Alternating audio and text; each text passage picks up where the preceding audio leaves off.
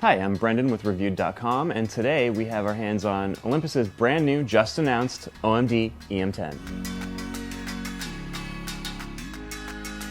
2013 was a big year for mirrorless cameras, and Olympus may have had the biggest year of all. The company's OMD E-M1 won our award for Camera of the Year, and it proved that the Micro Four Thirds format was good enough for advanced users and pros.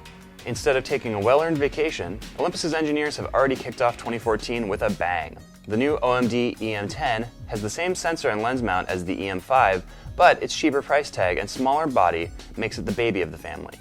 At the heart of the OMD E-M10 is the same 16-megapixel Micro Four Thirds sensor that we've come to know and love from Olympus cameras in the past year. In conjunction with the same TruePic 7 processor that was featured in the E-M1, the OMD E-M10 feels just as fast and powerful as its stablemates.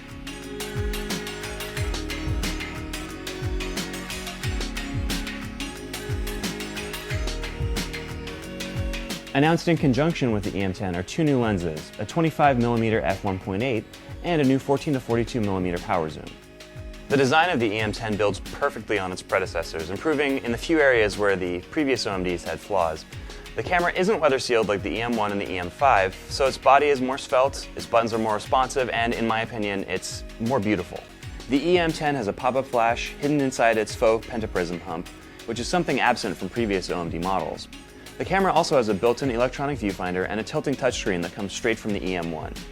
In addition to the lack of weather sealing, the E-M10 has a few other downgrades. The 5-axis image stabilization has been scaled back to 3-axis, and it's the first OMD to do without a dedicated SD card flap, instead stowing the card slot alongside the battery at the base of the camera.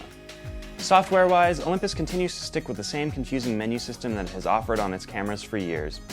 This system can be a stumbling block for beginners, but eventually you start to appreciate how customizable Olympus cameras are. For $700, the E-M10 might not be a shocking deal on paper, but when you hold the camera in your hands, it all makes sense. The E-M10 is every bit as special as the two OMDs that came before it, and the images you get from it are equally as impressive. Olympus chose just enough features to pare down in order to cut costs, while keeping the wonderful OMD experience completely intact. It's the perfect example of how to scale back a premium product and make it more affordable.